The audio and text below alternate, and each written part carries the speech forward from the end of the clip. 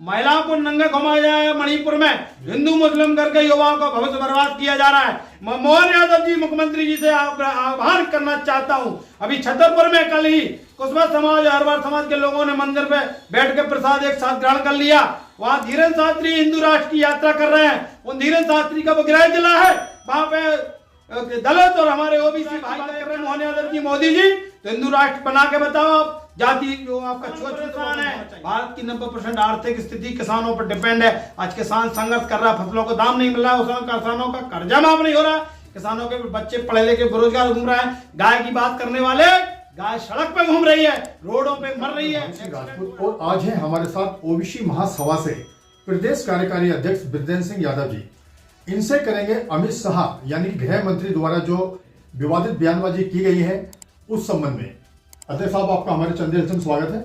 धन्यवाद मावे जी, आपकी। अध्यक्ष साहब, आपसे जानना चाहेंगे, जिस प्रकार से गृह मंत्री अमित शाह ने भरी संसद में मतलब भीमराव अंबेडकर जी का अपमानित करते हुए उनको जो शब्द बोले हैं कि जितना नाम अंबेडकर का लिया जाता है, फैशन बना लिए हैं, इतना नाम अगर भगवान का लिया जाता तो शायद उद्धार हो जाता उनका। क्या कहेंगे इस संबंध में आप? देखिए, सबसे पहले मैं आपको धन्यवाद देना चाहता हूं कि आप इस सामाजिक एक न्याय की आवाज को आप बुलंद कर रहे हैं। दूसरा, इस आवाज को दबाने का प्रयास अमित शाह ने किया। महापुरुषों की जो विचारधारा जो देश के अंदर चल रही है, संसद में बोले हुए लगभग आज 25 दिन हो गए, और उस समय हम लोग बुंदेलखंड से पदयात्रा कर रहे थे, और हम लोग बुंदेलखंड के टीकमगढ़ से यात्रा प्रारंभ करी थी। उसी समय संसद में भारत के संविधान निर्माता डॉक्टर भीमराव अंबेडकर साहब, जिन्होंने हमको भारत का संविधान दिया, गूंगों को बोलने का, अनपढ़ों को पढ़ने का, महिलाओं को सशक्तिकरण का अधिकार दिया, ऐसे हमारे महापुरुष बाबा साहब के जीवन के बारे में, वो बाबा साहब के ऊपर तलक टिप्पणी करी अमित शाह गृह मंत्री है। मैं तो चूंकि कहना चाहता हूं भारत सरकार की राष्ट्रपति द्रौपदी मुर्मू जी से और देश के प्रधानमंत्री साहब से और देश के सांसदों से भी कि ऐसे धूर्त व्यक्ति को गृह मंत्री पद पर रहने का कोई अधिकार नहीं है। इसको तत्काल इस्तीफा देना चाहिए और इस पर राष्ट्र का लगाकर देशद्रोह का मुकदमा अमित शाह पर दर्ज होना चाहिए। कि अभी काफी जगह आंदोलन भी हुए हैं, तो उसका इफेक्ट क्या देखने को मिला है? पूरे देश में सबसे ज्यादा अगर कहीं पुतले जले हैं देश की आजादी के बाद, तो बाबा साहब का जो अपमान किया है, उस अपमान का पूरी जनता में, भारत की जो पिछड़ा दलित आदिवासी वर्ग है, उस वर्ग में भयंकर नाराजगी। हम लोगों ने भी बुंदेलखंड में 8 दिन की पदयात्रा में हर जगह इनका विरोध किया है, हमने पुतला दहन किया। भोपाल में भी हम लोगों ने राष्ट्रपति को ज्ञापन दिया है, और पूरे देश के SC ST OBC के संगठन सड़कों पर आज भी संघर्ष कर रहे हैं। और देखिए, बड़ी विडंबना है, जिस संविधान की वजह से वो आज गृह मंत्री हैं, जिस संविधान की वजह से सत्ता में केंद्र में इनकी सरकार है, उसी संविधान निर्माता बाबा साहब भीमराव अंबेडकर पर ये तलक टिप्पणी कर अपमान कर रहे हैं। ये मूर्ख तानाशाह है। ऐसे तानाशाह अमित शाह को मैं मुर्दाबाद बोलता हूं और कहना चाहता हूं देश की सर्वोच्च न्यायालय से भी कि ऐसे व्यक्ति पर रास का लगना चाहिए।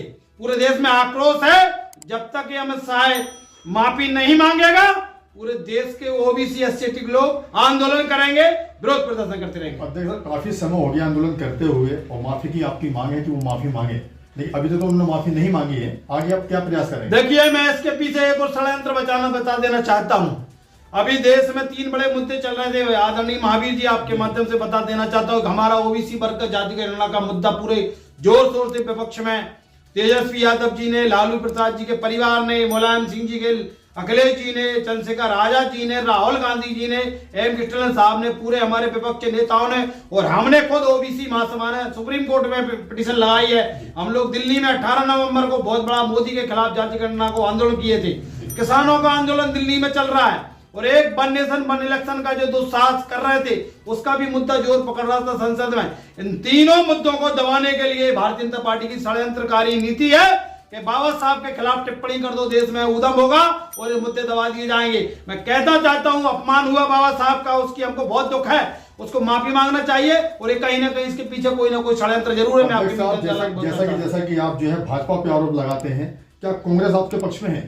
देखिए, कांग्रेस तो इस समय विपक्ष की भूमिका में है और कांग्रेस ने भी, मैं आपके माध्यम से कहना चाहता हूं, मैं चूंकि सामाजिक हम लोग संगठन चला रहे हैं, आप भी उस रणनीति के हमारे साझेदार साथी, आप भी सामाजिक न्याय के लिए हम लोगों के साथ लगातार कदम से कदम मिलाकर आपकी मीडिया और चैनल के माध्यम से आवाज उठवा रहे हैं। मैं आपको बता देना चाहता हूं, अभी आपने बोला कांग्रेस की बात, कांग्रेस ने 60 साल देश में राज किया और कांग्रेस ने भी पिछड़ों दलित आदिवासियोों को सिर्फ वोट बैंक की राजनीति का इस्तेमाल किया, बाकी अधिकार नहीं दिए गए। इसलिए सामाजिक संस्थान 1956 में जब से संविधान बना, भारत का संविधान बना, तो डॉक्टर भीमराव अम्बेडकर जी ने मिशन चलाया, उसके बाद बीपी मंडल साहब का मिशन चला, उसके बाद मानवर काशीराम साहब का मिशन चला, जेपी आंदोलन चला, उसके बाद बहुत सारे SC ST OBC के नेता देश में आंदोलन कर रहे थे। लेकिन कांग्रेस ने भी कहीं ना कहीं ठगने का किया, क्योंकि ये बड़ा दुश्मन भाजपा है, छोटी दुश्मन कांग्रेस है। बाकी पिछड़े दलित आदिवासियों को भी सामाजिक न्याय नहीं मिला है और मैं जो देश की आजादी हुई है वो उस आजादी को मैं भी झूठी आजादी मानता हूं, क्योंकि जब तक पिछड़ा वर्ग को संवैधानिक अधिकार, दलितों को, आदिवासियों को सबको हिस्सेदारी नहीं मिलेगी, तब तक ये आजादी अधूरी है। उस आजादी को हम लड़कर लेंगे, अपने अधिकार छीन के लेंगे, इसके लिए हम लोग मिशन चला रहे हैं। तो अध्यक्ष साहब, जैसे कि भाजपा को आपने ना कहा और कांग्रेस को भी आपने गेट आउट कहा, तो अब आपके विकल्प ही है अगले विधानसभा चुनाव के लिए। अभी 2028-29 में मध्य प्रदेश, तो देश में 29 का चुनाव होगा। हम लोग पूरे देश में आंदोलन खड़ा करना 18 राज्यों तक पहुंच गए हैं। अभी हम लोग जमीनी स्तर पर संगठन खड़ा करेंगे, विचारधारा तैयार करेंगे और फिर ये पिछड़ा दलित आदिवासियों के, ये हमारे जातीय जो कर्ता धर्ता जो नेतृत्व निकल के आएगा, वो तय करेंगे हमको कहां जाना है। तीसरा विकल्प तैयार करना है या गठबंधन की सरकार बनाना है, लेकिन मुद्दे हमारे भारतीय संविधान के अनुसार सबको जन जन जमीन का जो हमारा नारा है, सभी सेक्टरों में हमको हिस्सेदारी चाहिए। बाबा साहब भीमराव अम्बेडकर जी का मिशन अधूरा, उसको हम लोग पूरा करने के लिए संकल्पित है। महात्मा ज्योतिबा फुले, सावित्रीबाई फुले साहब का जो अधूरा सपना है, उसको पूरा करने के लिए हम संकल्पित है। छत्रपति साहू जी महाराज, हमारे बिरसा मुंडा जी, हमारे संत रैदास कबीर, शायद हमारे सुखलाल कुतुबा जी, संत गाडगे, रानी अहिल्याबाई होलकर, रानी अवंतीबाई लोधी, जितने भी हमारे महापुरुष हुए, उनके मिशन को लेकर चल रहे हैं। जो पार्टी, जो सरकार हमारी बात मानेगी, जो हमारे मुद्दों पे आएगी, उसके साथ चलेंगे, नया रास्ता बनाएंगे। मुख्य मुद्दे क्या हैं साहब? हमारे मुख्य मुद्दे हैं जातिगत जनगणना। देश में कुत्तों की, बिल्लियों की, हिरणों की गिनती हो रही, पिछड़ा वर्ग की गिनती नहीं हो रही। दूसरा, मंडल कमीशन की जो 40 सिफारिश में से 2 सिफारिश पूरी की गई है, अभी उसकी मंडल कमीशन की सिफारिश लागू कराना है। धन दत्ती राजपाट में पिछड़ा दलित आदिवासियों को न्याय मिले, किसानों को उनकी फसलों का दाम मिले, महिलाओं को 50% हिस्सेदारी लोकसभा, विधानसभा, सरकारी नौकरियों में मिले और सभी वर्गों को मैं कहता हूं, आपके मंच के माध्यम से मैं सामान्य वर्ग की भी बात करता हूं। EWS का जिस प्रकार आरक्षण किया गया, क्योंकि वो सबके लिए था, लेकिन सामान्य वर्ग ने उसका इस्तेमाल किया और सामान्य वर्ग में भी उन लोगों ने इस्तेमाल किया जिनके पास करोड़ों की संपत्ति है। फर्जी EWS के प्रमाण पत्र बनाकर बहुत सारे लाखों लोगों ने नौकरी प्राप्त कर ली है और जो वास्तव में सामान्य वर्ग के गरीब थे, उनको कोई न्याय नहीं मिला। इस देश में बेईमानों का राज चल रहा है और मैं एक बात आपके चैनल के माध्यम से कहना चाहता हूं, मैं गांव गरीब किसान का बेटा जन्म लेकर संघर्ष करके हम आगे बढ़े हैं और मैं आपके माध्यम से कहना चाहता हूं, इस मध्य प्रदेश की धरती से मैं ललकारता हूं और नाकार रहा हूं नेताओं को जो संसद में बैठ के चूड़ी पहनकर डांस कर रहे हैं। देश का संविधान खत्म हो रहा है, देश का किसान रोड पे आ गया, फुटपाथ पे ला दिया है। ये गुजरात की जो लॉबी है अडानी अंबानी की, इन्होंने पूरे देश को खरीद लिया है। महिलाओं को नंगे घुमाया जा रहा है, मणिपुर में हिंदू मुस्लिम करके युवाओं का भविष्य बर्बाद किया जा रहा है। मैं मोहन यादव जी मुख्यमंत्री जी से आह्वान करना चाहता हूं, अभी छतरपुर में कल ही कुशवा समाज, हरवार समाज के लोगों ने मंदिर पे बैठ के प्रसाद एक साथ ग्रहण कर लिया। वहां धीरेन्द्र शास्त्री हिंदू राष्ट्र की यात्रा कर रहे हैं, उन धीरेन्द्र शास्त्री का वो गृह जिला है, वहां पे दलित और हमारे OBC भाई का एक चारा बना है, उस एक चारा को खत्म करने के लिए वहां पे संतोष तिवारी गांव का सरपंच है, उसने समाज को बांटने का काम किया है। ये मांग है मेरी मुख्यमंत्री जी से कि जातिवादी जो लोग हैं, जो जनप्रतिनिधियों पर आज को लगाई जाए। इस देश में जाति प्रथा लोगों ने बनाई है, उसका अभी भी इस्तेमाल कर रहे हैं। संविधान में लिखा है कोई जाति पाति नहीं है, भारत के सब नागरिक एक है। छुआछूत बहुत पहले बंद हो गया है और मैं कहता हूं, इस मंच के माध्यम से मैं महापुरुषों के सामने बोल रहा हूं कि इस देश में जाति प्रथा बनाई है, अपनी अपनी जातियों में आप खूब रचिए बचिए, लेकिन छुआछूत देश के अंदर बंद होना चाहिए। हिंदू राष्ट्र की बात कर रहे हैं मोहन यादव जी, मोदी जी, तो हिंदू राष्ट्र बना के बताओ आप, जाति जो आपका छुआछूत है वो बंद होना चाहिए।